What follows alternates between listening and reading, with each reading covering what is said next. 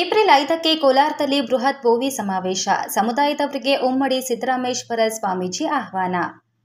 ಚಿಂತಾಮಣಿ ತಾಲೂಕಿನ ಕೈವಾರ ಹೋಬಳಿ ಪೆರನಾಚನಹಳ್ಳಿ ಗ್ರಾಮ ಪಂಚಾಯಿತಿ ಅಧ್ಯಕ್ಷರಾದ ನಾಗದೇನಹಳ್ಳಿ ಶ್ರೀನಿವಾಸ್ ರವರ ಮನೆಗೆ ಭೇಟಿ. ಮನೆಯಲ್ಲಿ ಸ್ವಾಮೀಜಿರವರಿಗೆ ಪಾದಪೂಜೆ ಮನೆಗೆ ಬರಮಾಡಿಕೊಂಡರು. ಉಮ್ಮಡಿ ಸಿದ್ದರಾಮೇಶ್ವರ ಸ್ವಾಮೀಜಿ ಮಾತನಾಡಿ, ಏಪ್ರಿಲ್ 5ರಂದು ನಡೆಯುವ ಭೋವಿ ಸಮಾವೇಶಕ್ಕೆ ಸಮುದಾಯದ ಕುಟುಂಬ ಸಮೇತ ಕಾರ್ಯಕ್ರಮದಲ್ಲಿ ಭಾಗವಹಿಸಿ ಯಶಸ್ವಿ ಮಾಡಬೇಕೆಂದು ಆಹ್ವಾನಿಸಿದರು.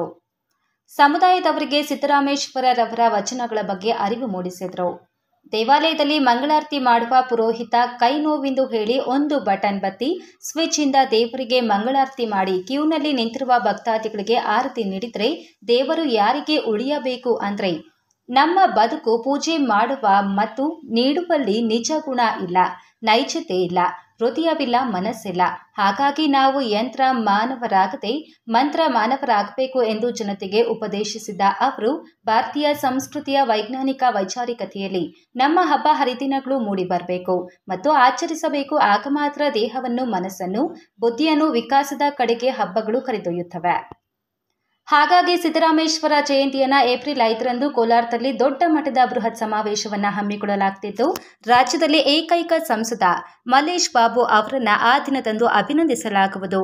ಆದ್ದರಿಂದ ಕುಟುಂಬ ಸಮೇತ ಸಮುದಾಯದವರು ಬಂದು ಕಾರ್ಯಕ್ರಮವನ್ನು ಯಶಸ್ವಿಗೊಳಿಸಬೇಕೆಂದು ತಾಲೂಕಿನ ಎಲ್ಲಾ ಭೋವಿ ಸಮುದಾಯದವರಿಗೆ ಆಹ್ವಾನಿಸಿದರು. ಈ ಸಂದರ್ಭದಲ್ಲಿ ಪೆರಮಾಚನಹಳ್ಳಿ ಗ್ರಾಮ ಪಂಚಾಯಿತಿ ಅಧ್ಯಕ್ಷ Srinivas, Venu, Leo club trust ಸಂಸ್ಥಾಪಕರಾದ ನವೀನ್ ಜಿ ಕೃಷ್ಣ, ವರ್ಧನಹಳ್ಳಿ ವೆಂಕಟೇಶ್, ಎಲ್ಜಿ ಮಂಜುನಾಥ್, ಸಮುದಾಯದ ಹಿರಿಯ ಮುಖಂಡರು ಉಪಸ್ಥಿತರಿದ್ದರು. ವರದಿ ನವೀನ್ ಕಿರಣ್, ಚಿಂತಾಮಣಿ. ನೀಡಿ ಕೆಟ್ಟದು ನಿಜವಿಲ್ಲದೆ ಮಾಡುವ ನೀಡುವ ನಿಜಗುಣ ಉಳ್ಳಡೆ ಕೂಡಿಕೊಂಡಿರುವ ನಮ್ಮ ಕೂಡಲ ಸಂಗಮ ದೇವ ಅಂತ. ಬಹುಶಃ ನಾವೆಲ್ಲ ದೇವರನ್ನ ನಂಬುವಂತವರು ಒಳ್ಳೆಯದು ಕೆಟ್ಟದ್ದು ಕೂಡ ನಾವು ನಂಬುತ್ತೇವೆ. ಒಳ್ಳೆಯದು ಕೆಟ್ಟದ್ದು ನಂಬುವಂತ ಸಂದರ್ಭದಲ್ಲಿ ಯಾರೋ ಮಹಾತ್ಮರು ಬಂದು ನೀನು ದಾನ ಮಾಡಬೇಕು, ಧರ್ಮ ಮಾಡಬೇಕು, ನಿನ್ನ ಕರ್ಮಗಳು ಬಗೆಹರಿತವೆ, ಪ್ರಾರಬ್ಧ ಎಲ್ಲ ಬಗೆಹರಿಯುತ್ತವೆ ಅಂತೇಳಿ ಏನೋ ನಿಮ್ಮ ಭಾವನಾತ್ಮಕ ವಿಚಾರಗಳಿಗೆ ಸ್ಪರ್ಶ ಮಾಡುತ್ತಾರೆ. ಆ ಸಂದರ್ಭದಲ್ಲಿ ಮನುಷ್ಯ ಏನ್ ಮಾಡ್ತಾನೆ ಅಂತಂತಂದ್ರೆ ಕೊಡುಗೆ ದಾನಿ ಆಗ್ಲಿಕ್ಕೆ ಪ್ರಯತ್ನ ಮಾಡ್ತಾನೆ, ನೀಡುವ ಕೆಲಸವನ್ನ ಮಾಡ್ತಾನೆ. ಯಾರು ಬರ್ತಾರೋ ಮನೆಗೆ ಅವ್ರಿಗೆಲ್ಲ ಅಕ್ಕಿ, ದವಸ, ಧಾನ್ಯ ನೀಡುವಂತ ಕೆಲಸವನ್ನ ಮಾಡ್ತಾನೆ. ಹಾಗೆ ಮಾಡುವ ಎಲ್ಲ ಕೆಲಸಗಳಲ್ಲೂ ಕೂಡ ಸತ್ಕಾರ್ಯವನ್ನು ಮಾಡ್ಲಿಕ್ಕೆ ಪ್ರಾರಂಭ ಮಾಡ್ತಾನೆ. ಆದ್ರೆ ಮನುಷ್ಯನಿಗೆ ಏನಿರುತ್ತೆ ಅಂತಂದ್ರೆ ಮನಪೂರ್ವಕವಾಗಿ ಮಾಡ್ತಾ ಇರೋದಿಲ್ಲ. ಯಾರೋ ಹೇಳಿದಾರಲ್ಲ, ಹೇಗೋ ಮಾಡಿದಾರಲ್ಲ, ಏನೋ ಶಾಸ್ತ್ರ ಹೇಳ್ಬಿಟ್ಟಿದೆಯಲ್ಲ, ಮಾಡ್ಬೇಕಲ್ಲ ಅಂತೇಳಿ ಮಾಡ್ತಾ ಇರ್ತೀರ. ನೀವು ಮಾಡುವ ಕಾರ್ಯದಲ್ಲಿ ನಿಮ್ಮ ಭಾವ, ಹೃದಯ, ಮನಸ್ಸು ಅಲ್ಲಿ ಇಲ್ಲ ಅನ್ನೋದಾದ್ರೆ, ಹೃದಯ ತುಂಬಿ ಯಾವ ಕೆಲಸವನ್ನು ಮಾಡದೇ ಇದ್ರೆ ಅಲ್ಲಿ ಹೇಗಿರುತ್ತೆ ಅಂತಂತಂದ್ರೆ ವ್ರತ ಪ್ರಯತ್ನ ಆಗುತ್ತೆ. ನಿಮ್ಮ ಪ್ರಯತ್ನ ವ್ಯಕ್ತವಾಗಿ ಹೋಗುತ್ತೆ. ಉದಾಹರಣೆಗೆ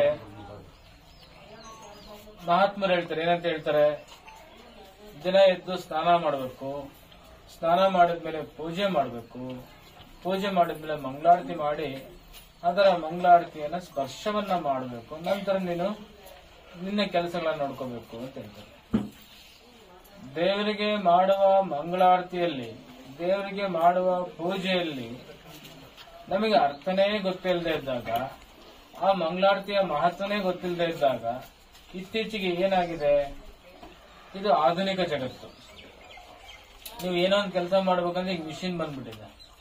ಎಷ್ಟರ ಮಟ್ಟಿಗೆ ಬಂದಿದೆ ಅಂತಂದ್ರೆ ಇತ್ತೀಚೆಗೆ ಕರ್ನಾಟಕಕ್ಕೆ ಹೆಜ್ಜೆ ಇಡ್ತಾ ಇದೆ ಅಂತ.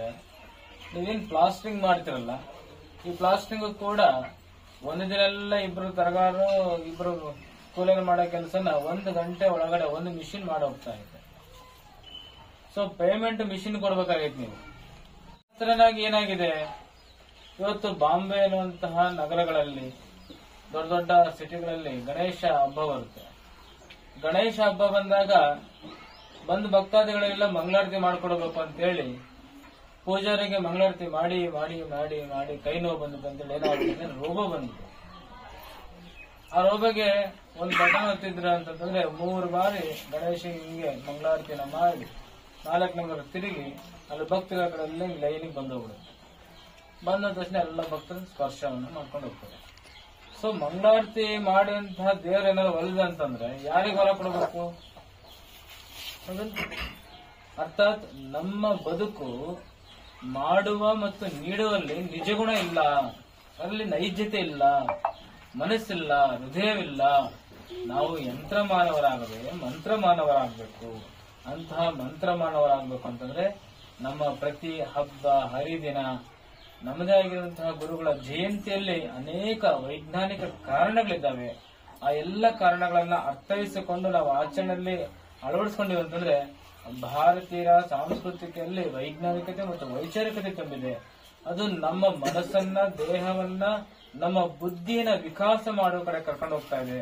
ಅಂತಹ ವಿಕಾಸದ ಗುಣಗಳು ಸಿದ್ದರಾಮೇಶ್ವರರ ವಚನಗಳಲ್ಲಿದೆ. ಅಂತಹ ವಚನಗಳನ್ನ ನೀವು ದಿನನಿತ್ಯ ಗುರುಗಳೊಂದು ಭಾವಚಿತ್ರವನ್ನು ಹಿಡ್ಕೊಂಡು ಪೂಜೆಯನ್ನು ಮಾಡಿ ಆ ಪುಸ್ತಕದಲ್ಲಿ ಒಂದು ವಚನವನ್ನ ಓದುವಂತಹ ಪ್ರಯತ್ನ ಮಾಡಿದ್ರೆ ನಿಮಗೆ ಆ ವಿಕಾಸ ಭಾವ ಅರ್ಥ ಆಗುತ್ತೆ. ಆ ವಿಕಾಸತನ ನಿಮಗೆ ಅರ್ಥೈಸಿಕೊಂಡು ಬದುಕಲ್ಲಿ ಅಳವಡಿಸಿಕೊಂಡಾಗ ನಿಮಗೆ ನಿಜವಾದ ಜ್ಞಾನ, ನಿಜಭಕ್ತಿ ಅರ್ಥ ಆಗುತ್ತೆ ಅನ್ನೋ ಮಾತನ್ನ ತಿಳಿಸುವ ಮೂಲಕವಾಗಿ ಇಂತಹ ಸಿದ್ದರಾಮೇಶ್ವರ ಜಯಂತಿಯನ್ನ ಏಪ್ರಿಲ್ 5ನೇ ತಾರೀಕು ಕೋಲಾರದಲ್ಲಿ ಬಹಳ ದೊಡ್ಡ ಪ್ರಮಾಣದಲ್ಲಿ ನಮ್ಮ ನಾಯಕರುಗಳು ಹಮ್ಮಿಕೊಂಡಿದ್ದಾರೆ. ಮಲ್ಲೇಶ್ ಬಾಬ್ರವರು ಈ ಭಾಗದ ಸಂಸದರು, ಇಡೀ ಭಾರತ ದೇಶಕ್ಕೆ ಬೋವಿ ಸಮುದಾಯದ ಏಕೈಕ ಸಂಸದರು. ಹಾಗಾಗಿ ಅವರಿಗೆ ಒಂದು ಅಭಿನಂದನಾ ಸಮಾರಂಭ ಏರ್ಪಡಿಸಿದೆ.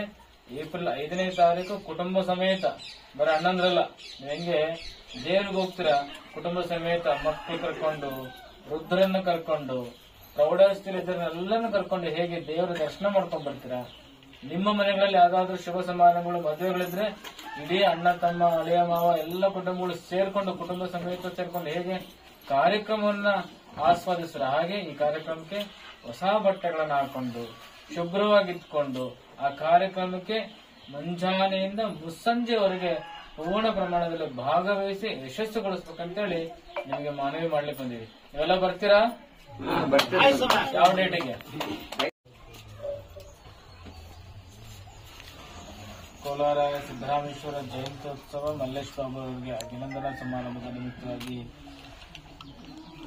ಗ್ರಾಮಗಳಿಗೆ ಸಂಚಾರವನ್ನು ಮಾಡ್ತಿರುವಂತಹ ಎಲ್ಲ ನಾಯಕರುಗಳಲ್ಲಿ ಇಲ್ಲಿ ಸೇರಿರುವಂತಹ ಈ ಗ್ರಾಮದ ಎಲ್ಲ ಭಕ್ತರಲ್ಲಿ ಶರಣಾರ್ಥಿಗಳು.